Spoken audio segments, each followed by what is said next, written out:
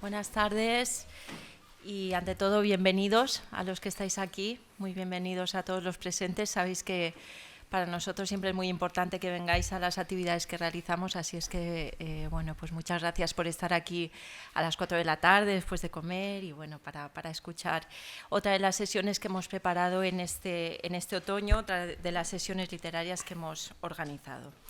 Bueno, para mí es una alegría enorme, un gusto, un placer y además un lujo tener esta tarde aquí al escritor peruano Ricardo Sumalabia, que bueno, viene a completar de alguna manera las dos sesiones que hemos hecho con dos escritores fundamentales de la literatura hispanoamericana actual. Empezamos, os acordáis, hace un mes, nada más, con la escritora argentina Ana María Schua, y continuamos en esta sesión, en esta jornada, con el peruano Ricardo Sumalabia. Bueno, quiero empezar diciendo que Ricardo Sumalabia es una de las voces importantes, fundamentales de la literatura peruana actual, con una trayectoria que comienza en 1993 con la publicación de este libro, que es un libro de cuentos titulado Habitaciones,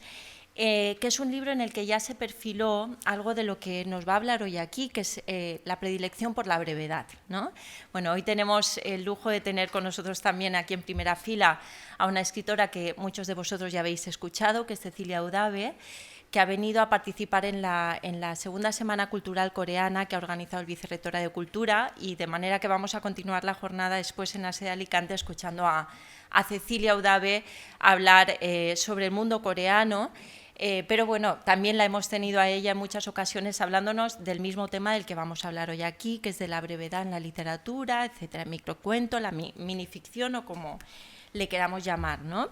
Bueno, pero además de su faceta de escritor, Ricardo Sumalabia aúna varias facetas y voy a ir intercalando una y la otra. Ricardo Sumalabia es académico y docente también, ¿no? Estudió lingüística y literatura en la Pontificia Universidad Católica del Perú, que es una de las universidades principales hoy en día en Perú, en Lima, junto con la San Marcos, con la Nacional de San Marcos. De hecho, él estudió después su maestría de literatura peruana y latinoamericana en la Universidad Nacional Mayor de San Marcos. Bien. En 2005 se trasladó a Burdeos, allí, bueno, estuvo con un lectorado y después estuvo trabajando en el Instituto Cervantes, y en Burdeos transcurren 10 años de su vida y de su trayectoria literaria, de 2005 a 2015, por tanto casi recién cumplidos. Allí en Burdeos se doctoró en letras por esta universidad de Burdeos-Montaigne. Y bueno, pues hizo lo que es una proeza, ¿no? Hacer una tesis doctoral y al mismo tiempo escribir dos novelas, con lo cual esa doble faceta estaba funcionando ahí en esos años de una manera que me parece curiosa, porque debe ser difícil de conjugar ambas tareas, ¿no? Bueno, recapitulando su trayectoria como narrador, publicó este libro que a mí me parece una joya, me parece un libro bellísimo, de juventud, a sus 24 años, Habitaciones, que está compuesto por relatos breves que poco a poco, si accedéis a este libro, yo lo tengo, y bueno, tenemos ahí libros de Ricardo Sumalabia por si alguien después quiere comprar y que el autor le firme.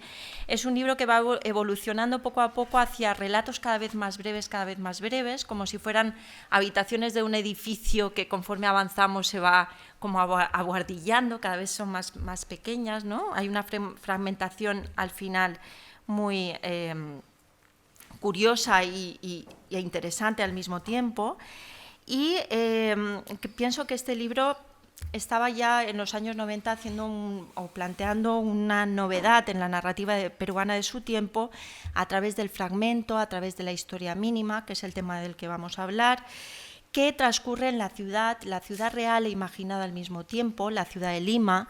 Es un libro en el cual no hay referencias explícitas a la ciudad, pero sin embargo el clima, la atmósfera de la ciudad está muy presente, sobre todo del centro antiguo, de Barrios Altos, que es donde él creció, donde pasó su niñez, y se nota ese clima de esa ciudad que cuando hablo de novedad en el panorama de la literatura peruana de los años 90, me refiero a que estaba proponiendo una nueva forma de relatar la ciudad, que ya no tenía tanto que ver con plantear o referenciar los cambios sociales, los cambios físicos urbanos de la ciudad, sino que se trataba de profundizar en comportamientos o cuestiones más íntimas de los seres humanos que la habitan, que pueden ser, a pesar de que el clima es el de la ciudad de Lima, que pueden ser perfectamente universales. Sigue después un periodo de silencio en el que Sumalabia vive la experiencia de su estancia en Corea. Él también, como Cecilia Udave, ha venido a participar en la Semana Cultural Coreana y ayer nos dio la primera conferencia sobre la cultura y la literatura coreana, en concreto sobre poesía, nos habló ayer. Hasta que aparece su siguiente libro, de cuentos también, titulado Retratos familiares, que ahora estábamos hablando que es un homenaje a uno de los poemarios de José Watanabe, el poeta, que se titula Álbum de familia, ¿verdad? El de Watanabe. Y que es un libro de cuentos en los cuales el registro de lo fantástico, del que vamos a hablar con vosotros en literatura hispanoamericana actual, el registro de lo fantástico se maneja de una forma peculiar.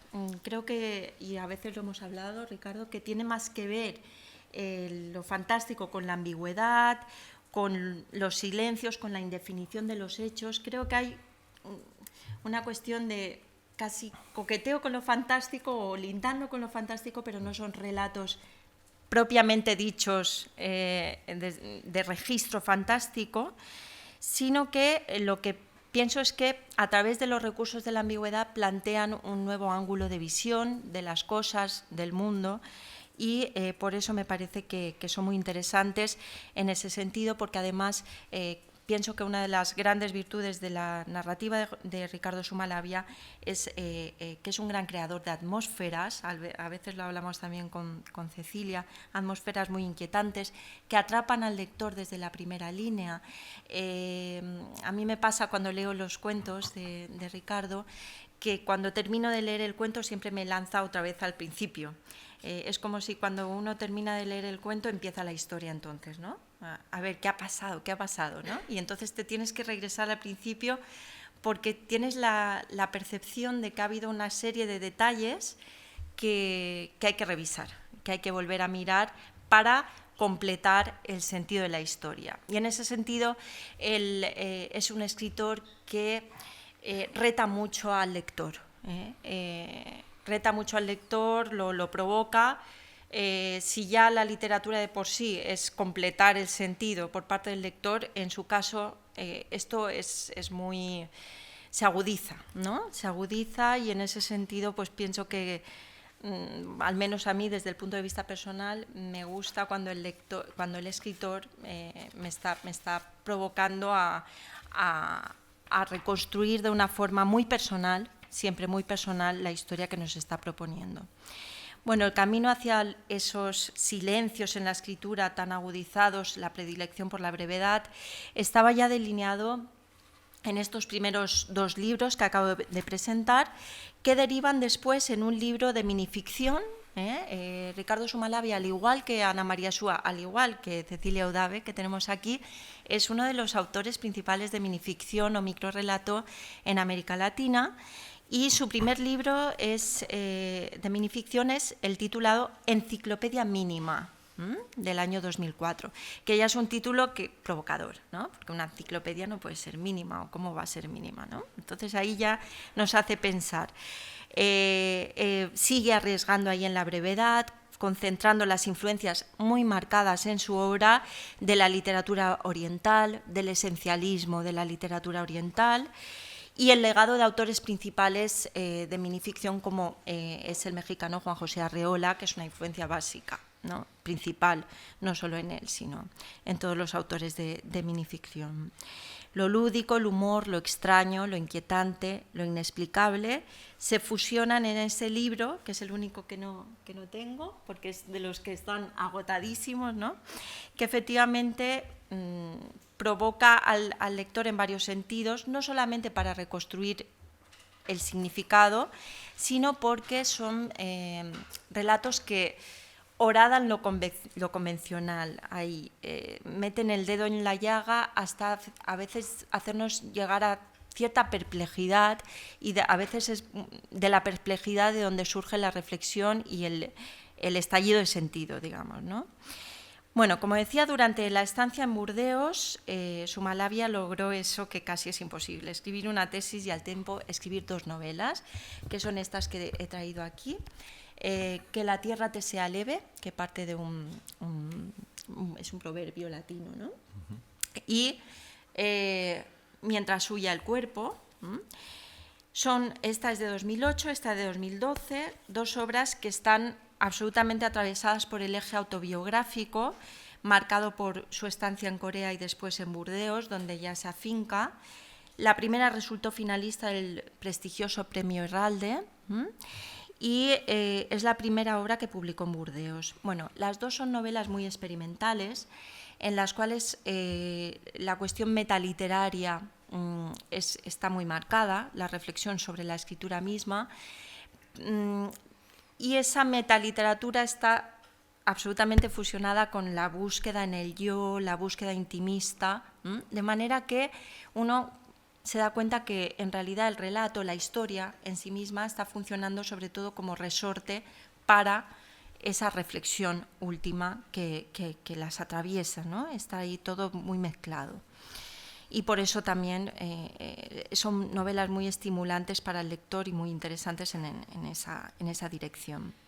Bueno, recientemente, para llegar al final de su trayectoria, ha publicado la segunda enciclopedia. No es una enciclopedia, es un libro de minificción y se titula Enciclopedia Plástica, publicada en 2015 en la editorial Estruendo Mudo, y de la que nos va a hablar el autor hoy. Tenemos el lujo de que él mismo nos va a hablar de este libro, del cual hay muchísimas reseñas. Si ponéis Enciclopedia Plástica Ricardo Zumalavia en Google os van a salir todas las reseñas que se han hecho y todas las entrevistas que surgieron a raíz de la publicación del libro. Y bueno, ya terminando, está también su faceta orientalista. Ha traducido con Jong-sun Lee Historia de la literatura coreana del año 2000, Comprensión de la literatura coreana del año 2002 y la novela del escritor coreano del que nos habló ayer, Yi Muñol, titulada El pájaro de las alas de oro, 2008. Ha sido también antólogo de varias obras, se encargó de la antología Las fábulas mentirosas y el entendimiento, fue editor de Ante el espejo trizado, que son las actas de un coloquio de 2003, y sobre todo en cuanto a antologías quiero destacar que en 2015 publicó una de las antologías más actuales del cuento peruano actual, de la cual nos habló hace un mes el profesor Agustín Prado, que es amigo, además, también, y compañero, y bueno, se conocen desde hace muchos años. Agustín Prado nos habló de la antología titulada Selección Peruana, la saco aquí, es el único que me he olvidado de traer, y la estuvo comentando, y él es el antólogo. Entonces es una antología que reúne lo más actual del cuento peruano. Bueno, para terminar, con su faceta académica, diré que fue profesor invitado del Departamento de Español de la Universidad de Bangkok, en Corea del Sur, y lector en varias universidades surcoreanas que no voy a leer porque no sé. Bueno, fue lector del Departamento de Español de la Universidad Montaigne Burdeos, como decíamos, y director de la colección Underwood, editada en Lima, así como codirector de la revista Nudos en Burdeos. En la actualidad es profesor del Departamento de Humanidades de la Pontificia Universidad Católica del Perú y director adjunto del Centro de Estudios Orientales de la misma universidad. Y, bueno, hasta donde yo sé, cual ciervo en la montaña de pinos donde las hojas no caen, así dice un antiguo poema oriental que aparece en su obra y que sé que para él tiene una significación especial en relación a su obra. Digo que hasta donde yo sé sigue escribiendo, sigue siendo profesor y escritor al mismo tiempo, y hoy va a conjugar todas estas facetas que he comentado, la de orientalista, escritor, etcétera, bajo un título que compendia todo esto, ¿no? Que es Iluminaciones latinoamericanas, el mundo oriental en la minificción. Así es que muchísimas gracias, Ricardo, por estar aquí, y bueno, es un gusto muy grande tenerte aquí. Gracias. Cuando tú quieras. 1.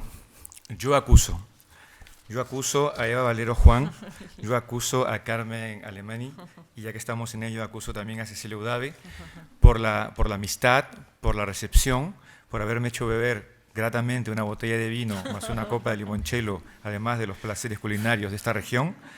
También acuso a Verónica Sumalavia, a Andrea Sumalavia, por haber venido desde Francia aquí a Alicante para reencontrarse conmigo después de muchos meses que yo vengo desde Perú y para llenarme de felicidad. Acuso también a ustedes por haberse atrevido a estar aquí. Acuso también a ustedes por haberse atrevido a abrir un libro y leer en una época en que poco se hace y en la que se están arriesgando mucho, pero los acuso por arriesgarse.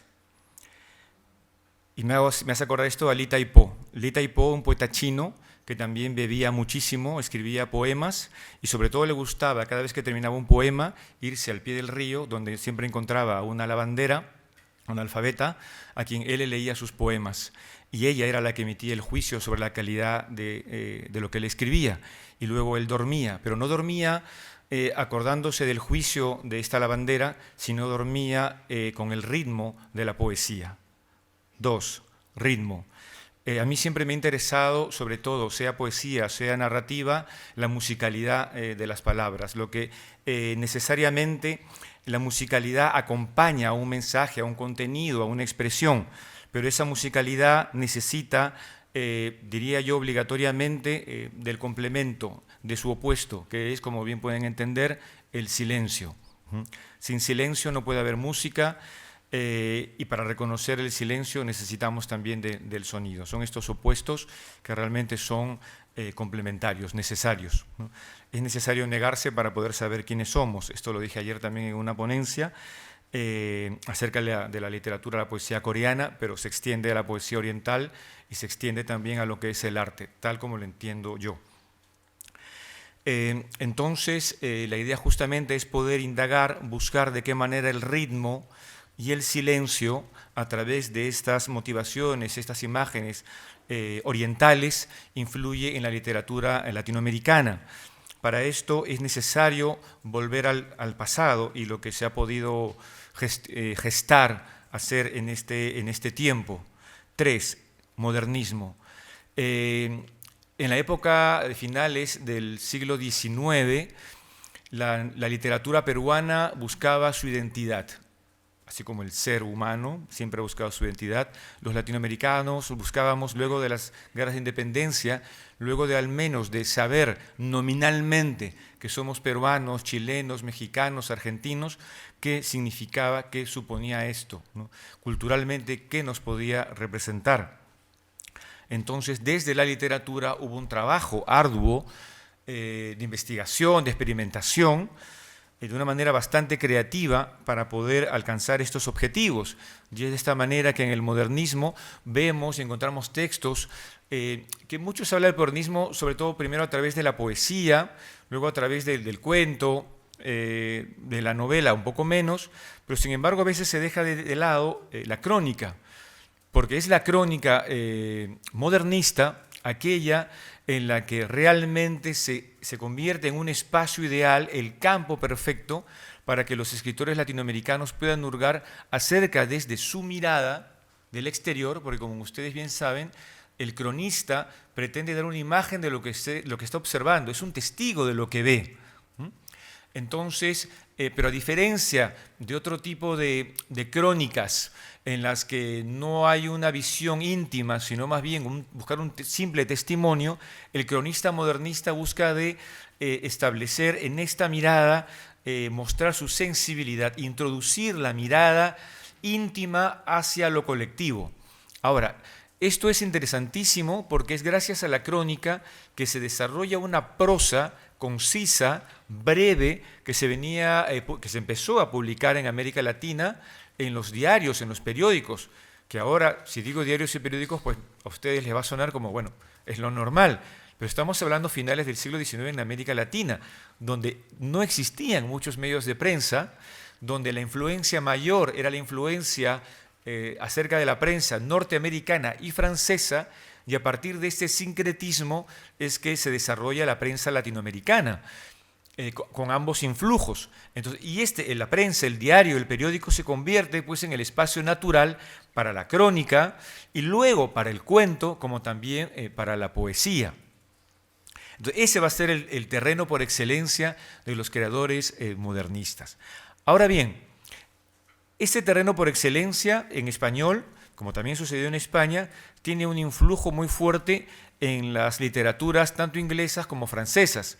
Y en el caso de la literatura francesa, obviamente el gran modelo, poeta, cronista, escritor, comentarista, es Jacques Baudelaire. Y como ustedes saben también, Baudelaire escribió, además de su poesía, varios textos que ahora conocemos como prosas poéticas, ¿no? El Spleen de París, por ejemplo, que en realidad los llamamos prosas poéticas por defecto, porque no sabemos cómo llamar exactamente estos textos. No sabemos si llamarlos solamente poesía o narrativa, y por eso hemos optado por lo de prosa poética, que es un punto medio, que ya va marcando las características de lo que ahora conocemos como minificción. Pero en aquel momento no se sabía cómo llamar estos textos. Y eran textos normalmente subalternos a la obra principal de Baudelaire, como también se convirtieron en textos subalternos de muchos escritores que trataron de emular a Jacques Baudelaire. Entonces vamos a ver cómo la forma breve se va introduciendo también en América Latina ya desde finales del XIX y principios del XX. Pero no solamente ingresa a América Latina estas formas textuales, literarias, sino también el orientalismo empieza a entrar en América Latina. 4, Oriente. Bueno, sería 3, Oriente. En realidad, el Oriente entra en América Latina por dos vías, una vía intelectual y lo que podríamos llamar la experiencia vital. Por la vía intelectual tenemos esa línea francesa, sobre todo, porque en Francia también, mediados del 19 y hasta finales, también hay esa preocupación por el desarrollo de la modernidad, ¿no? Es decir, había una conciencia de lo nuevo, una conciencia de lo distinto, que se estaba cambiando. Y la literatura, la escritura formaba parte de ese cambio. El cambio iba en todos los ámbitos, ¿no? El cambio artístico, la modernidad en lo artístico, en lo económico, en lo social. Y obviamente lo artístico siempre ha estado un poco, mucho también a la avanzada, tratar de captar, ¿no? De ser el termómetro de lo que iba sucediendo en esos instantes y tratar obviamente luego de integrarlo y nuevamente de mostrarlo, ¿no? Ahora bien, entonces el Oriente se convierte también en un foco cultural para los europeos. Entonces, sobre todo los franceses empiezan a escribir crónicas de viajes. Entonces hay crónicas, hay cronistas que están en distintas partes del mundo, están en Japón, están en Corea, están en China, y también, siglos antes, por el comercio con Oriente, pues empieza también a trabajarse literariamente sobre esta temática, que parte con el comercio, ¿no? Con el intercambio de productos, la seda, por ejemplo. Entonces tenemos luego a los protagonistas, a los personajes orientales en París. Y en varios textos de Baudelaire encontramos como los parisinos que están andando por las calles, pues también encontramos sobre todo a chinos, ¿no? Entonces estas imágenes chinescas, ¿no? Dicho de esta manera, se va tomando literariamente en español. Y en América Latina vamos a encontrar en la crónica latinoamericana y en la poesía latinoamericana estos motivos estéticos orientales, ¿no? Las chinerías, las japonerías, ¿no? Utilizo aquí unos términos que le gustaban mucho a un poeta peruano, José María Eguren, que tiene varios poemas al respecto. Y vamos a ver aquí también un sincretismo entre la poesía simbolista francesa con la influencia oriental. Ahora, pero lo oriental, dije, entra por esta vía intelectual, literaria, creativa, pero también desde lo vivencial, ¿sí? Desde el día a día, desde lo cotidiano. Entonces, aquí es donde podemos hablar de algunos elementos, en el caso latinoamericano, de la presencia oriental en estos países. 4. Calle Capón. En el Perú hay una calle que tiene este nombre, la calle Capón, que se convierte en el centro oriental en el Perú, en Lima. Sobre todo por la presencia china, ¿no? Que data ya desde hace 160 años. Ellos llegaron al Perú en una condición de semi-esclavitud. Luego de la independencia del Perú y la liberación de los esclavos negros en el Perú, ¿no? De los africanos, se necesitaba mano de obra, era lo concreto, porque se da la liberación de los esclavos, pero se está también construyendo la modernidad de la nación, se está tratando de construir una identidad. Entonces se requería concretamente esa mano de obra y se establecen estos contratos con los chinos, unos contratos abominables, realmente eran esclavos, estos chinos coolies que llegan al Perú en gran número. El mayor número de estos chinos que llegan al Perú se concentran justamente en nuestro país y unos cuantos en Argentina, unos cuantos en Chile, en el norte, pero también habrá otro gran número en Cuba. Ahora, pero hablando de América del Sur, se supone que estos contratos especificaban que estos chinos venían hace 160 años, o iban al Perú, para trabajar en las zonas algodoneras, ¿sí? En el campo. Pero no, les mintieron y los llevaron a las minas del sur, hacia las salitreras también. Entonces, ¿qué sucede? Luego, a finales del siglo XIX, tenemos la guerra con Chile. Entonces, Chile empieza a ascender, estaba en busca del salitre y luego después del guano, que era gran abastecedor, obviamente, de energía en ese momento. Y en el camino, cuando están ascendiendo hacia la capital, toman contacto con estos semiesclavos, digamos esclavos chinos coolies al sur del Perú. Y quien dirige este batallón chileno se llama Enrique Lynch. Él había participado, cosas del destino, en la guerra del opio. Entonces él sabía un poco de chino. Logra comunicarse con ellos y les dice que si participan, si colaboran con los chilenos van a ganar, bueno, de hecho ya estaban ganando, van a ser liberados. Entonces estos chinos participan y conocen muy bien el terreno, entonces se genera el batallón Vulcano. Este batallón Vulcano luego es llamado el batallón asiático. Y de esa manera llegan hasta Lima. Estos chinos del sur ajustan cuentas con los chinos de la capital, que ya habían logrado ser comerciantes, porque entre ellos también había rivalidad, y vamos a tener un desarrollo enorme de la comunidad china, primero en el centro, en Lima. Luego, la comunidad china en Chile se va a desarrollar, a pesar de que Chile ganó la guerra, los chilenos también traicionaron a los chinos y no les dieron todo lo que les habían ofrecido. Y luego fueron expulsados muchos de ellos, que luego volvieron al Perú. Y en el Perú se dedicaron al comercio, como básicamente se trataba de una comunidad china masculina, empezaron a casarse o a tener familia con las mujeres indígenas. Entonces vamos a tener un mestizaje sumamente interesante, sumamente rico en nuestro país y como les dije, va a haber una integración, un sincretismo cultural muy interesante porque el pensamiento chino se va a adaptar también el sincretismo con el sincretismo indígena en el Perú. Entonces, por ejemplo, ahora, cuando a un peruano se le pregunta cuál es el plato típico, va a decir el ceviche, va a decir el lomo saltado, por ejemplo, y son platos que tienen condimentos asiáticos, ¿no? Para hacer ceviche lleva quión, que es el jengibre, el lomo saltado es un plato que lleva soja, ¿no?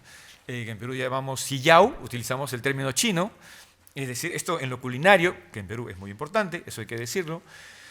Entonces en la vida cotidiana, y además en la vida cotidiana en cuanto a las relaciones, entre los seres humanos y la relación con la naturaleza.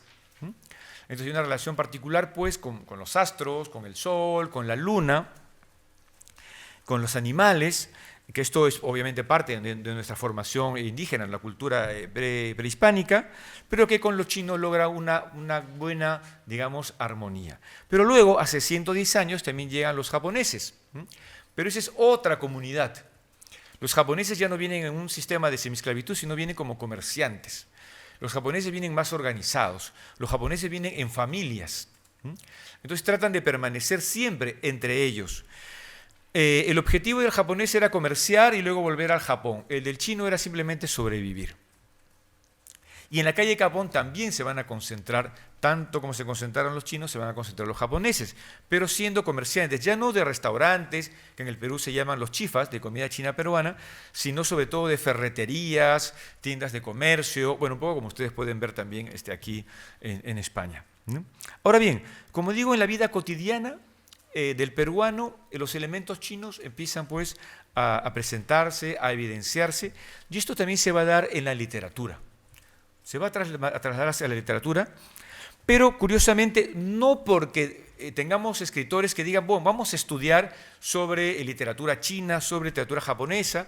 Como dije, la primera vía indirecta, la cultural, ya teníamos esa influencia oriental a través de la literatura europea, pero luego también vamos a ver que ese sentir oriental va a asimilarse, va a expresarse en poesía y en narrativa, en el cuento, en la novela, en los poemas y luego también en la prosa breve, en la minificción. Y de ese modo vamos a llegar a un tipo de escritura donde lo oriental se va a adaptar y se va a retransmitir con cierta facilidad, ¿no? 5. Minificción y el Perú. La minificción es un género que tiene últimamente gran popularidad, pero que no es reciente. Ya los modernistas practicaban minificción. El mismo César Vallejo, poeta peruano, que tuvo su etapa modernista, su etapa vanguardista, él también escribió cuentos largos que tenían un sesgo más modernista, pero también escribió una prosa breve que algunos dirían es un adelanto del surrealismo. Sí y no, o sea, sí desde el punto de vista occidental, pero no desde el punto de vista, digamos, latinoamericano, porque esa prosa breve, ese sentir, tiene que ver con ese influjo oriental del cual él también ya fue testigo, él ya vivía en ello. Porque él vivió también en el norte del Perú, donde también hubo una fuerte comunidad japonesa y china. Entonces, digamos, esto, como digo, lo tenían pues a puerta de casa. Entonces en Vallejo vamos a encontrar también, como en otros escritores modernistas y vanguardistas, una prosa breve, que en esa época no se llamaba minificción, pero que cumplía y cumple absolutamente con todo lo que la crítica y los estudios hablan de los rasgos de este género, ¿no? Por ejemplo, bueno, ahora un poco de memoria, hay un texto que en realidad yo pensé que había traído la fotocopia, pero esa hoja no la traje, en la que Vallejo dice que normalmente... mi madre me coloca una bufanda no para protegerme de la nieve, sino para que nieve, ¿no? Entonces, claro, los surrealistas dicen, bueno, esto encaja con lo surrealista. Pero en realidad, como digo, no necesariamente, es que el surrealismo también tiene mucho influjo oriental. Es decir, este acceso directo hacia lo que llamaríamos pues irracional o lo absurdo, viene en realidad de la presencia del budismo también en América Latina, ¿sí?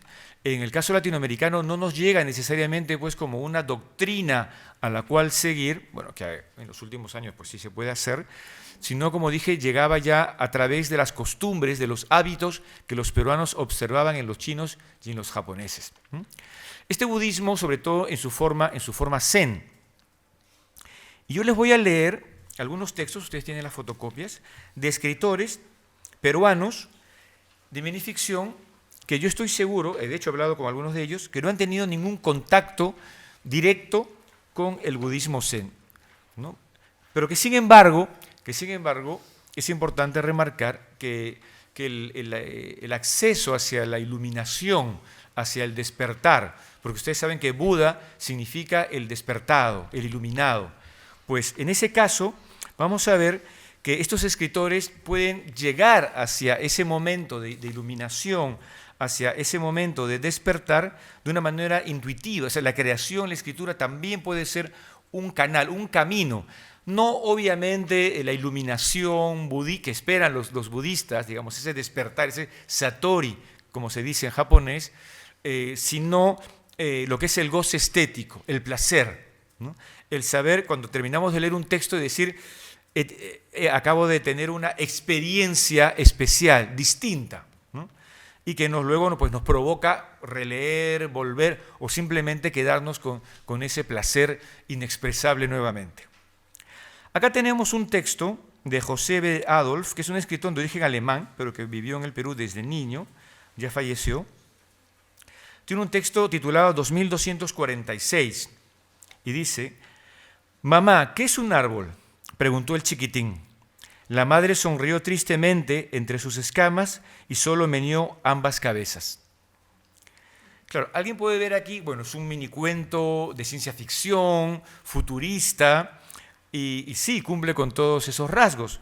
Pero también es importante saber, por ejemplo, ayer lo comenté también, que en el caso del budismo hay para una de las maneras, no de aprendizaje, sino de adquirir experiencia y acercamiento para la iluminación, es establecer una relación dialógica con un maestro, que en el caso de la narrativa también se puede establecer una relación entre padre e hijo, madre e hijo.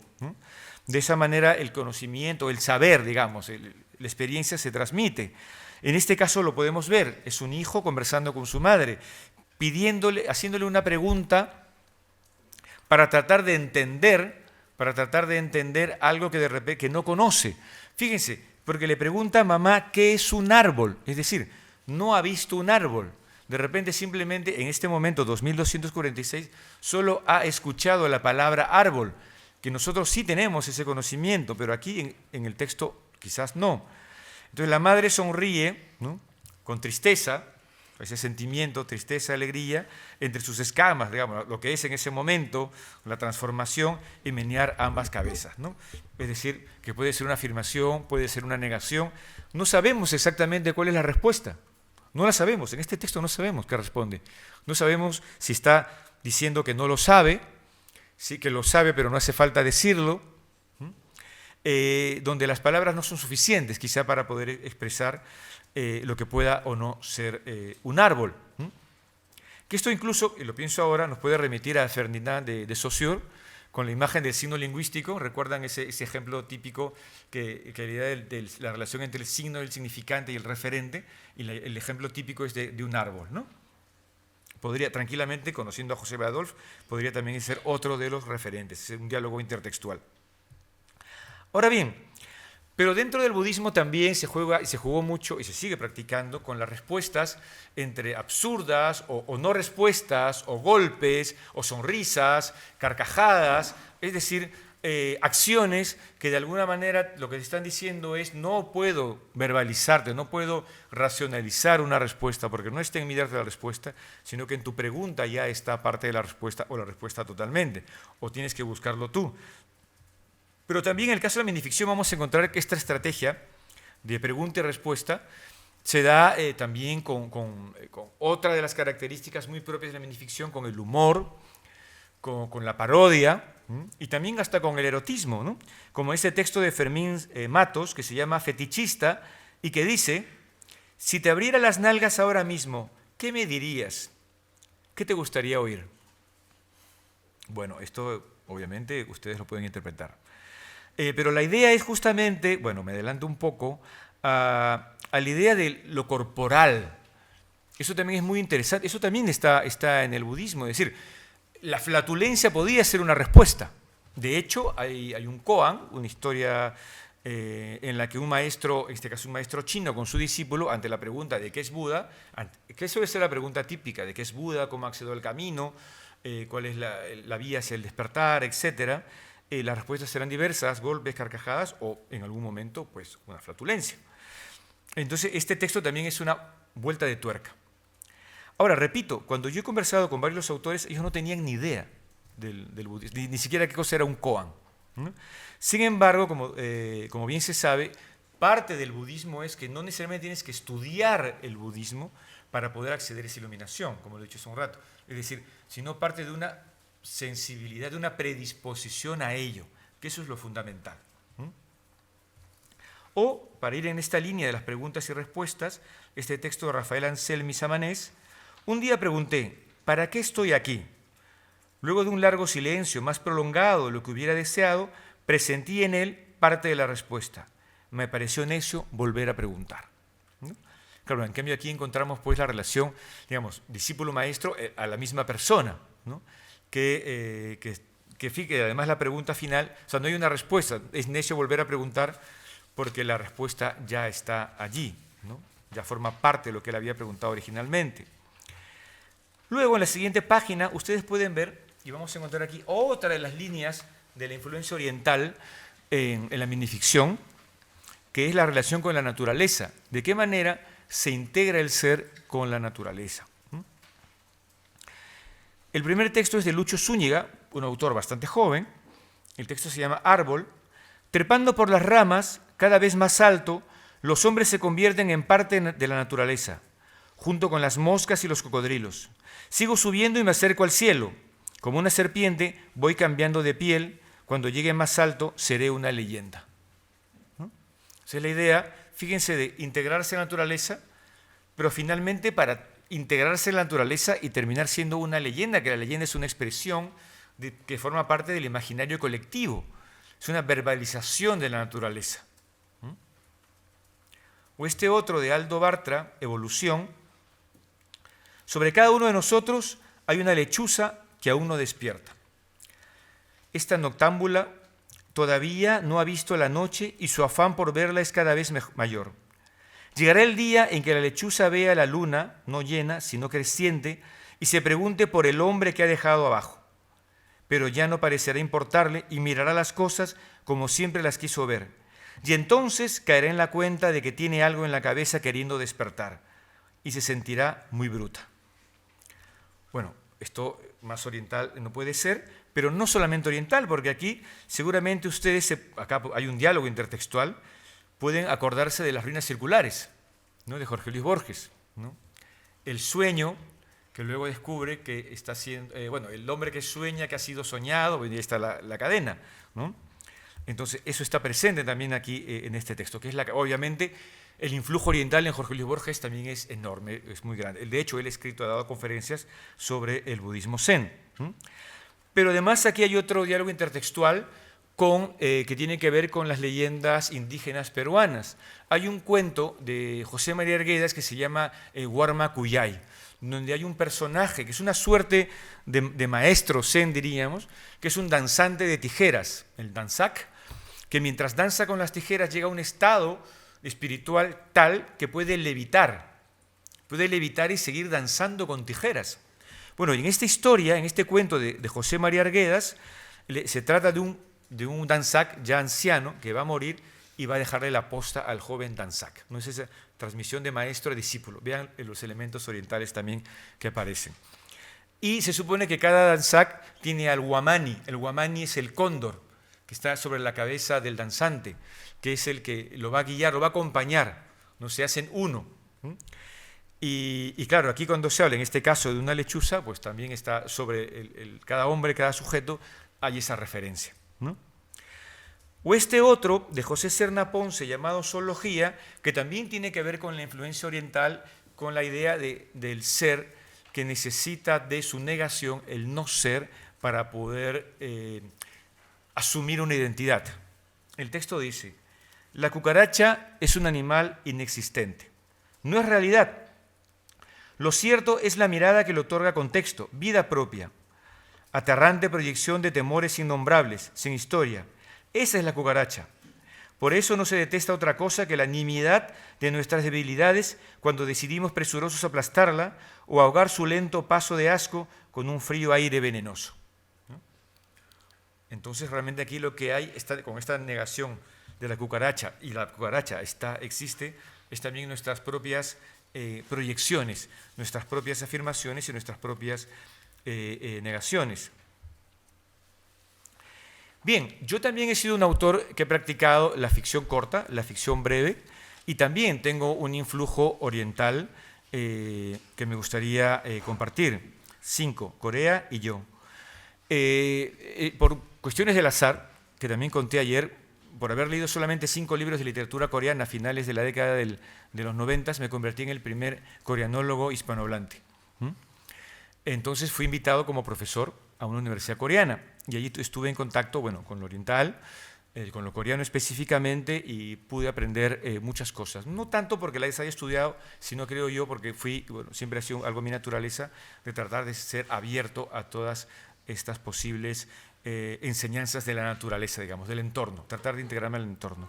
Es muy curioso porque siempre cuando he viajado mucho, siempre quise ser un gran viajero, y creo que lo he logrado a medias, pero siempre me gustaba ser dos cosas. Me gustaba ser el viajero, pero también me gustaba ser parte de. O sea, me gustaba integrarme, ¿no?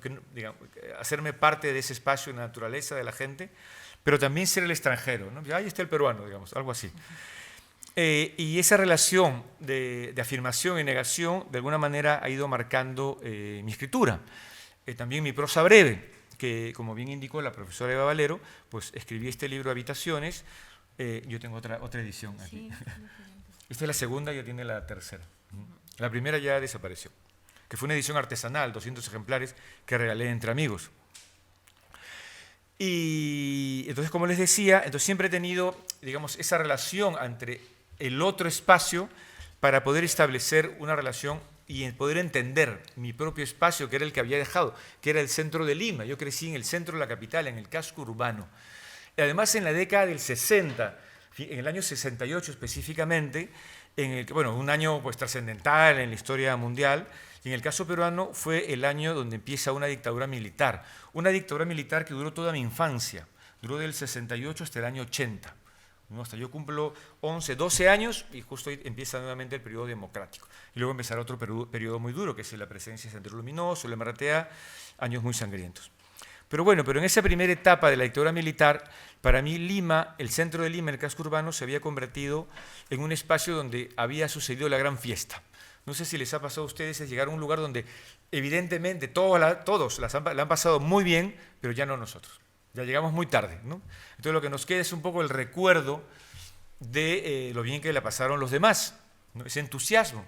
Y un poco yo tenía ese sentir, esa sensación, ¿no? Yo bastante joven, porque todavía no había tenido esas experiencias que había escuchado que habían tenido mis mayores. Yo soy el último de 5 hermanos, entonces mis hermanos me contaban muchas cosas. Mi padre también, mi madre también. Yo decía, yo aquí crezco en el casco urbano y no pasa nada, porque había toque de queda, es decir, a las 10 de la noche tenías que estar ya en casa. Todo muy, muy reglamentado, vigilancias, a pesar de no tener ningún vínculo, era un niño, vínculos políticos, ni mi padre, que había abandonado toda relación con el Partido Comunista por razones personales, que también esa es otra historia, pero el asunto es que estábamos ajenos técnicamente a la política, pero igual, estábamos obviamente, éramos una familia más, donde para mí no pasaba nada. Entonces me alimentaba imaginando, recreando cosas, escuchando y tratando de recrear, pero a mi manera, con mi sensibilidad. Y es así que, movido por la ansiedad que siempre he tenido, yo siempre he sido una persona muy ansiosa de querer acabar las cosas ya, cuando quería empezar cuentos largos, pues siempre me terminaban en media página, la verdad. Entonces tenía un sentimiento de frustración. Pero luego aprendí, ya acercándome al mundo oriental, es que la creación en realidad no surge del talento, tal como lo veo yo, sino surge de las imperfecciones, surge de nuestros defectos. Porque es justamente tratando de domesticar nuestros defectos cuando nos estamos afinando, ¿no? Es como cuando tenemos un instrumento musical y tratamos para poder tocar ese instrumento, tratamos de afinar el instrumento también, a su vez, nos está afinando a nosotros. Entonces, esto logré tomar conciencia en determinado instante y me ayudó para mi creación, me ayudó para mi escritura, que he tratado de más allá de si vende, no vende, si encuentro un editor o no encuentro o no, pues de sentirme bien conmigo mismo en mi escritura, en un género que en el Perú recién se está desarrollando, ¿no? Bueno, para suerte mía y de otros también que están practicando lo mismo. ¿Qué toca? 7. Oficios imaginarios. En estos tiempos, si no estoy escribiendo, estoy viendo películas pornográficas. Ya no hay nadie que me lo reproche, ni el escribir demasiado o ver el porno. Ahora vivo solo. Pero en algún momento esto se estaba convirtiendo en un problema, ya que sin saber por qué se me iban quitando el placer de ver estas películas. Por suerte hubo un cambio. Mi vecina es actriz porno. Como tengo mucho tiempo libre, al ver películas una y otra vez, y ya agotadas todas las vistas de los cuerpos, suelo detenerme en los detalles del rostro de las actrices. Fue así que no me cupo duda de que mi vecina, una joven checa, era la protagonista de uno de mis videos más vistos. En realidad, no solo me baso en los trazos de su rostro.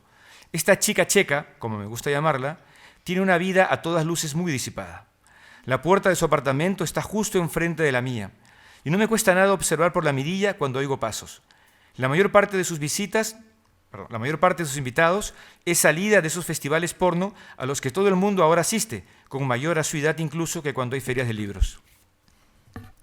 Con ella yo no había pasado del saludo habitual entre vecinos. No obstante, a poco de saber quién era, me instauré una rutina.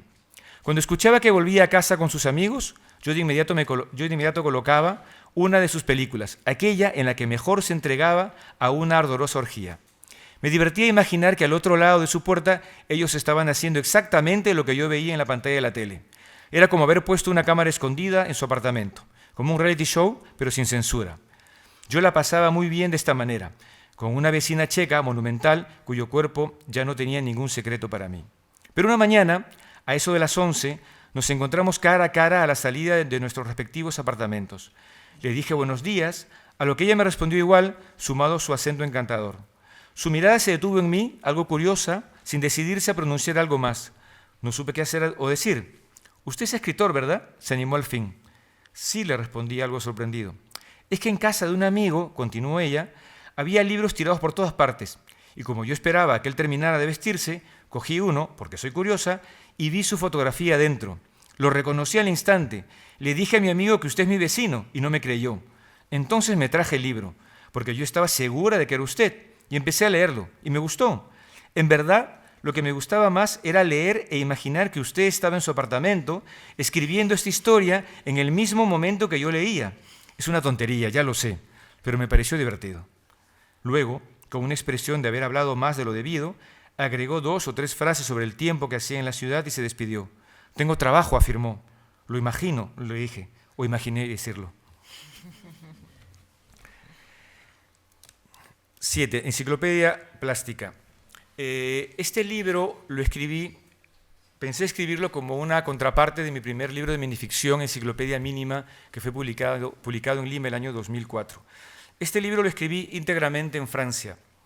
En este momento, la mamá de mis hijas, que de hecho ha hecho la portada, una portada bellísima, extraordinaria, está realizando una tesis doctoral sobre las artes plásticas. Ella es artista, es grabadora, y ella investigaba mucho sobre estos temas de la relación entre las artes plásticas y la construcción de la identidad. Bueno, por cosas de curiosidad intelectual que tenemos todos, fui leyendo también, o fui siendo testigo de su creación y leyendo cosas sobre la creación. Entonces me pregunté, ¿de qué manera puedo yo utilizar el lenguaje de una manera plástica?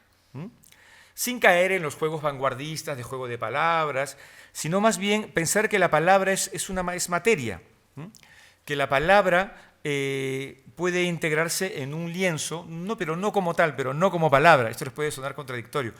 Lo que supone una palabra, ¿no? El significante, si quiere. En un lienzo, bueno, aquí la cara de Benedetti puede ser el lienzo, y de qué manera se puede integrar con todo el resto del espacio. En blanco, el negro, cómo contrasta con ese espacio blanco que también puede ser interpretado como el silencio, ¿no? Entonces yo me dije y tomé conciencia también que parte de mi escritura, uno de los objetivos de mi escritura era llegar al silencio. Era donde más podía expresar si mi objetivo era tratar de llegar a ese silencio. Entonces traté de hacerlo a través de estos motivos plásticos. Por eso es que aquí pueden encontrar muchas historias que hablan acerca de relaciones de artistas plásticos o escritores con sus motivos estéticos, con sus modelos, con su materia, y esa relación que se tiene con el lenguaje y con toda la iluminación que se puede encontrar en ello, ¿no? Esa fue una de mis principales motivaciones, y este libro tardó mucho. Bueno, como bien lo indicó también Eva, en todo ese periodo que estuve en Francia, que ahora vivo en Lima, escribí una tesis doctoral, escribí este libro, escribí la novela Mientras huye el cuerpo, y este libro lo había encarpetado porque tenía que concentrarme en mi tesis doctoral, que por fin salió, y es volviendo a Lima que lo publico, ¿no? Y luego se fue escribiendo también otro libro, un libro híbrido, un libro extraño que todavía no publico, que tiene como lectora, hasta el momento la única que lo he leído aquí es Eva, que se llama No somos nosotros, que tiene que ver también con esa negación, ¿no? Es un libro que he ido escribiendo y publicando en un blog que se ministraba en Lima, se llama La Mula, y mi blog se llamaba Primeras Impresiones. Entonces, como justo coincidía con muchos viajes, traté un poco de recrear mis experiencias, nuevamente los viajes, lo que suponía la experiencia y el descubrimiento que podía tener en estos viajes, y la relación que el puente que podía establecer entre Burdeos, ciudad donde vivía en Francia, y Lima, ¿no? Porque también, como bien indicó Eva, Lima es muy importante para mí, es mi espacio. Sin embargo, no necesariamente en mis primeros libros o en habitaciones yo no escribía, no decía estoy en Lima. Es más, en esa época algunos críticos y algunos amigos me consideraban un autor evasivo por no poner como referencias la calle tal, esto pasa en Lima, hay tal problema social, sino hablaba de otras cosas que me motivaban. Este libro lo escribí cuando yo tenía 19, 20 años. Lo publiqué cuando tuve 22 años. 22, cuando tuve 22 años, recién me había casado, mi hija mayor era pequeñita. Y entonces, en ese contexto, digamos, que eran los años de Sendero Luminoso, el RTA, los militares, las matanzas, un balance de más de 70.000 entre muertos y desaparecidos, de que yo escriba sobre la ciudad, el ocaso, digamos, para ellos yo era, como les digo, un evasivo, es decir, no estaba tocando los temas de prioridad. Pero sin embargo, pero hacía el lenguaje que tenía yo, y para escribir estos textos tenía como lema unos versos de un poeta peruano vanguardista que yo estimo mucho, Martín Adán, que es unos poemas, unos versos que aparecen en un libro de él que escribió cuando él tenía 17 años, que fue una tarea escolar, y escribió una novela con unos poemas dentro. El libro se llama La casa de cartón. Y realmente su temática es la que hasta ahora me sigue tocando, influyendo. Y en los poemas Underwood que aparecen en el libro, hay dos versos que a mí me sirvieron mucho. En ese momento, para aceptar lo que yo hacía, porque me sentía un poco mal, decía, ¿dónde encajo yo? ¿Quién soy? ¿No? Y no tenía un maestro en ese momento. Bueno, lo fue Martín Adán cuando leí estos versos que decían, Bertoldo diría estas cosas mejor, pero Bertoldo no las diría nunca. Es decir, dije, o sea, yo tengo cosas que decir, otros la pueden decir de mil otras maneras, pero no lo van a decir jamás como yo lo pueda decir, con las imperfecciones y todo, porque las imperfecciones, como ya saben, son parte del acceso hacia la inalcanzable perfección. Y les leo un último texto mío, un poco para hacer y ahora les leo un texto inicial. 8. La sal de las manos. La tarde ya se habrá acabado en la ciudad y yo todavía me siento la tarde. Martín Adán, poemas Underwood. En cualquier momento él tendrá que asomarse por el tragaluz. Fingiré no verlo y me sorprenderé al alzar la mirada. Sonreirá como todo niño sonríe, como toda la vida sonrió. Dejaré de trabajar, acomodaré mis herramientas y abandonaré nuevamente el sótano, sin hacer ruido, sin coger el abrigo, pues pesa demasiado. Una mañana, mientras recorríamos los alrededores del parque, él me confesó su anhelo por aprender mi oficio. ¿Por qué?, lo interrogué sin salir de mi desconcierto. No me respondía. Solo atinó a llevarse la palma de la mano hacia la boca y lamerla con lentitud. Parecía saborearla con detenimiento. De pronto hizo un gesto desagrado y dijo que en sus manos no encontraba el sabor salado que sí hallaba en las mías. Sorprendiéndome aún más, sujetó mi mano y la posó sobre sus labios. Azorado, recordé la vez que le cubrí la boca para evitar que continuase insultando a otro niño que había intentado empujarlo contra unos rosales del parque. Yo jamás había reparado en el sabor de mis manos. Continuamos el paseo. Anduvimos mucho por la ciudad. Era grandioso caminar juntos por las calles.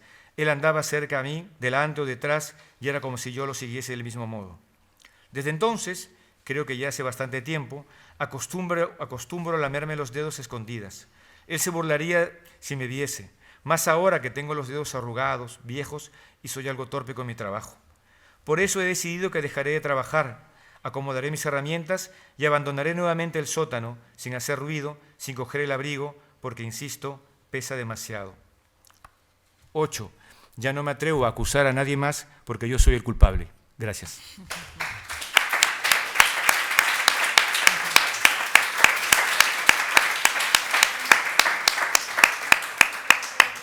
Bueno, muchísimas gracias, Ricardo, por esta conferencia tan llena de detalles que nos llevan al menos a mí, a reflexionar sobre muchos temas, influencias de autores que vamos a ver, también en literatura hispanoamericana actual, como es Julio Ramón Ribeiro, ahora diré algo al respecto, pero primero quiero daros la palabra a vosotros, porque tenéis que aprovechar cuando viene un escritor para preguntar, comentar, dialogar.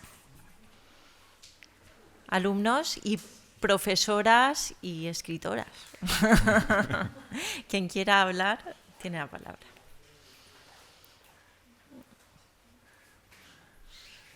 Sí. Cecilia Eudave, venga.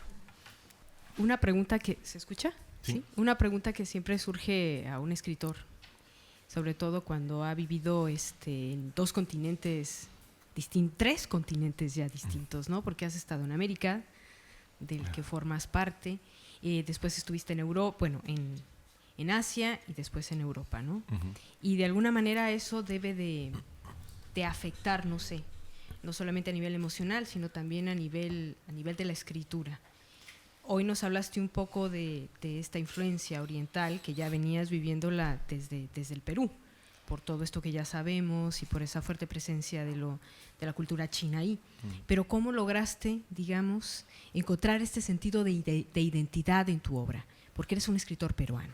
Y desde ahí, ¿cómo lograste ayer en la conferencia estupenda que nos diste, hablabas de este sentido del equilibrio también, del sincretismo que puede existir? ¿Cómo tú ves todo este sincretismo en tu obra? Bien, en realidad, normalmente todo esto, como siempre creo yo, todo esto parte siempre de momentos de crisis, ¿no? Es decir, cuando te estás preguntando justamente quién eres, qué tipo de escritura haces, es porque no las tienes claras, pues si las tuvieras claras uno no se plantea este tipo de preguntas. Entonces, tuvo que ver, creo yo, bueno, el azar, el destino puso en mi camino a personas influyentes, importantes en la universidad donde estudié, en la Universidad Católica de Lima, donde trabajo también ahora. Maestros que me ayudaron mucho, y también amigos, ¿sí? Entonces, formé parte yo de un grupo literario, cuando empecé a escribir Habitaciones, un grupo literario que se llamaba Centeno. Era cómico porque el grupo Centeno, para empezar, nosotros éramos parte de un taller literario en el Museo de Arte de Lima, donde fuimos todos expulsados porque intentamos incendiar el Museo de Arte de Lima. Y al ser expulsados, terminamos en la casa de un amigo. Pero recordamos allí en esta casa que por allí pasó un señor de apellido Centeno, que era muy gracioso, y estuvo solo en 2 sesiones, y luego desapareció. Entonces luego alguien, haciendo memoria, bueno, ¿se acuerdan cuando antes de que nos votaran estábamos en el museo, sí, y Centeno decía tal? El asunto es que nos descubrimos cada sábado, porque nos reuníamos los sábados, hablando siempre de Centeno. Hasta que dijimos, bueno, nos vamos a llamar el Grupo Centeno. Pero participar en ese grupo para mí fue fundamental en mi formación de escritor, fue fundamental. Nos reuníamos todos los sábados por la tarde, leíamos textos y además teníamos una dinámica de premiación. Establecíamos un comité, todo en broma, donde había pues el presidente del jurado, luego había votación, luego también había el que controlaba el vigilante de conducta, a los que se portaban mal. Entonces iban acumulando, te iban marcando si ibas diciendo alguna tontería, haciendo una travesura. ¿Por qué? Porque al final hacíamos el gato ensabanado. El gato ensabanado era que quien acumulaba más puntos por haberse portado mal, lo envolvíamos en una sábana y lo lanzábamos por la ventana. A un jardín, pero lo lanzábamos por la ventana. Entonces, pero por ese lado, esto era todo medio en plan broma, pero luego éramos muy serios cuando escribíamos, con las tareas, o sea, realmente era un concurso nacional o internacional, realmente nos preocupaba muchísimo.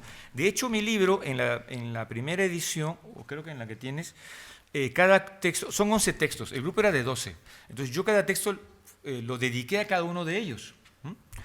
Claro, obviamente no hay uno para mí.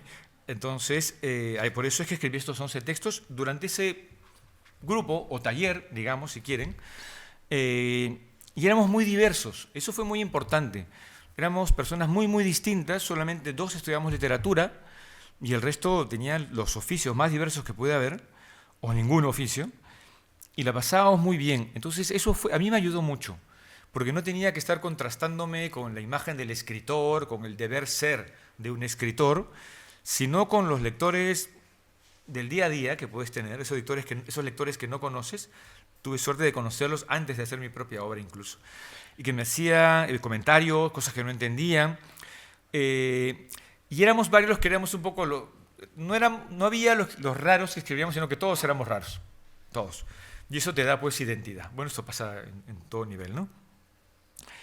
Y para mí, como digo, eso fue fundamental. Este grupo, yo estuve en este grupo paralelamente mientras hacía los estudios de literatura. Donde digo, tuve también otros maestros en la universidad que fueron muy importantes, y con un profesor que ya falleció, Óscar Mávila Marquina, que fue mi profesor de literatura 1, el primer curso de literatura que tuve, teoría, y él había ido a Corea, él había sido un profesor invitado en Corea.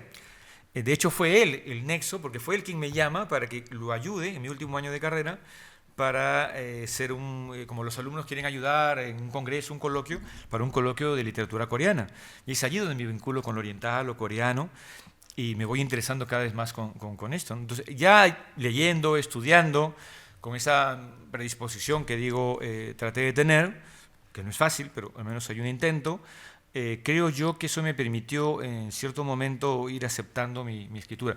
Además, después de haber escrito Habitaciones, se publicó en el año 93, en ese contexto que ya dije, me acuerdo que un crítico literario muy simpático, él le había regalado mi libro, esos 200 ejemplares, le di uno a él muy emocionado, y semanas después me dice: estoy terminando mi historia de la literatura peruana y voy a terminar con los jóvenes de los 90. Todos emocionados, mis amigos. Y me dice: te voy a incluir, Ricardo, estás en la sección de poesía.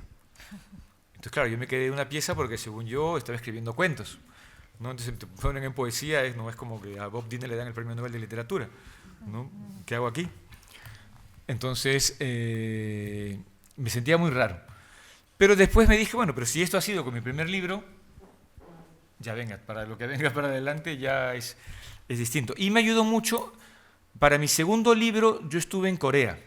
Algunos textos para retratos familiares los había escrito en Lima, y el resto lo escribí en Corea, donde allí se me destapó la memoria. O sea, allí me acordaba de muchas cosas que yo pensaba que ya... O sea, recuperé archivos, ¿no? Una cosa increíble, y ahí empecé a escribir retratos familiares, y de ahí donde la idea de la memoria empezó cada vez a ser más presente. Barrios Altos, donde crecí, el casco urbano, en Lima. Entonces dije, no, esta es mi temática, esto es lo mío. Entonces, por eso tuve suerte de encontrar la temática y, diría yo, el tono, para bien o para mal. Esa es otra cosa. Que a los demás les guste, eso ya no es mi problema. Pero encontré que este era mi tono y ese era mi tema. Y a partir de allí, pero llegó, no es que yo lo buscara, eso llega, pero es más, pero ese es un consejo ya de Horacio Quiroga, en el Decálogo del Perfecto Cuentista ya lo dice. O sea, no estés preocupado por el éxito, la fama que tendrás. Es decir, todo eso llegará. O sea, ya si estás avanzando en tu escritura, ya estás a mitad de camino, ¿no? Y creo que esa enseñanza, con cierta humildad, traté de tomarla, y ya está. Y ahora, pero no es que esto me facilite las cosas, haber encontrado mi tono y mi tema, porque cada libro es como si empezara otra vez. Usted lo sabe bastante bien. O sea, ¿y ahora qué escribo? ¿Y ahora cómo le escribo? ¿Soy el mismo? ¿No soy el mismo? O sea, yo a veces me digo, leo esto y me siento bien cuando lo leo. Digo, claro, qué bien me siento. Pero luego digo, ¿puedo escribir esto otra vez? Creo que no. Y Enciclopedia Plástica, que es lo más reciente, tampoco. Entonces eso me obliga a que tengo que tratar de ser otro siendo el mismo. ¿Te das cuenta? Y eso no es fácil, pero bueno, es parte de lo que nos toca y lo que nos gusta, para empezar. Pero te preguntaba también, Cecilia, por cómo el desplazamiento, el viaje, ha influido en tu Sí, obra. Y de hecho en las novelas están absolutamente llenas de esa experiencia. Bueno, es que para responder eso tiene que ser lo que tú ya conoces la respuesta, que alguna vez también lo dije en una conferencia, de un precepto budista de partir es volver, que es, y lo expliqué en su momento, que si yo digo partir es volver, ustedes entienden, uno parte, pues la consecuencia lógica, llegas de punto A al punto B, y luego tienes que regresar en el momento que corresponda. Bueno, según los preceptos budistas, no, la acción misma de partir ya conlleva a sí mismo la acción de volver. O sea, sales de casa, ya estás volviendo. Entonces, con todos los otros viajes, todos los viajes que hago, absolutamente todos, he estado volviendo a Lima. Y allí, o sea, obviamente van a interferir en lo que voy a estar mirando en Lima. Pero todas esas partidas han sido una vuelta. No sé si es claro, pero es lo más verdadero que puedo decir. A ver, más preguntas. Se mueren de calor, ¿no? No, pero bueno, yendo a has nombrado a Martín Adán, ¿no? Ellos verán a Ribeiro en el segundo cuatrimestre. Y claro, partir es volver, la escritura desde fuera.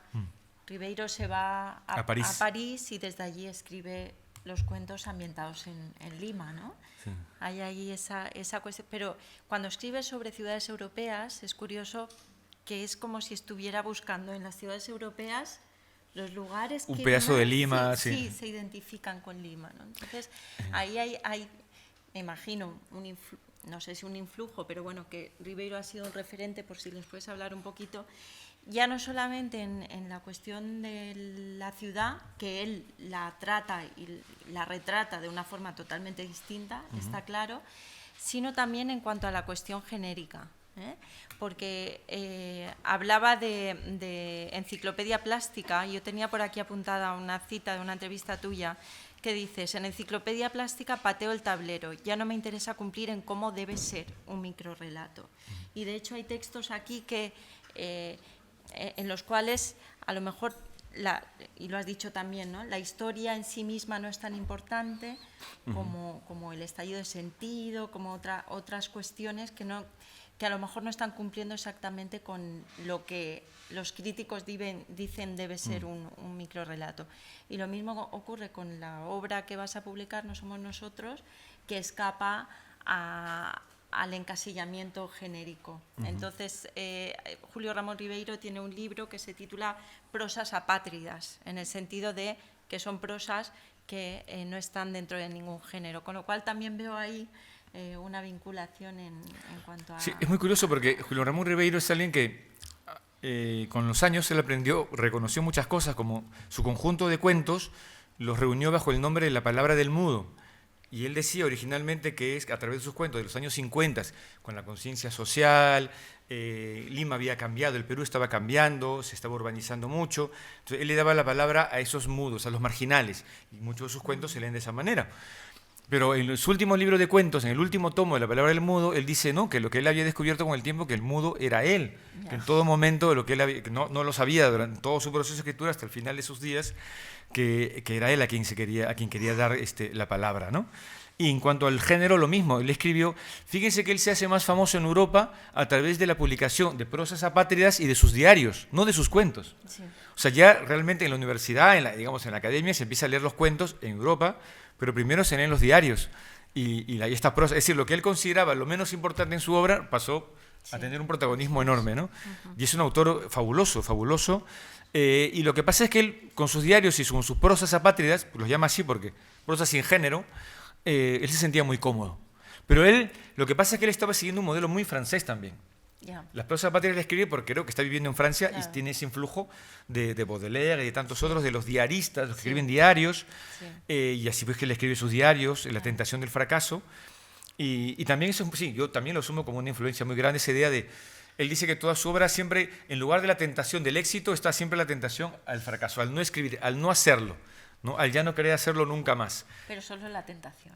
Pero solo en la tentación, no dejarse caer, ¿no? Pero, y él vivió así, vivió su vida así. Uh-huh.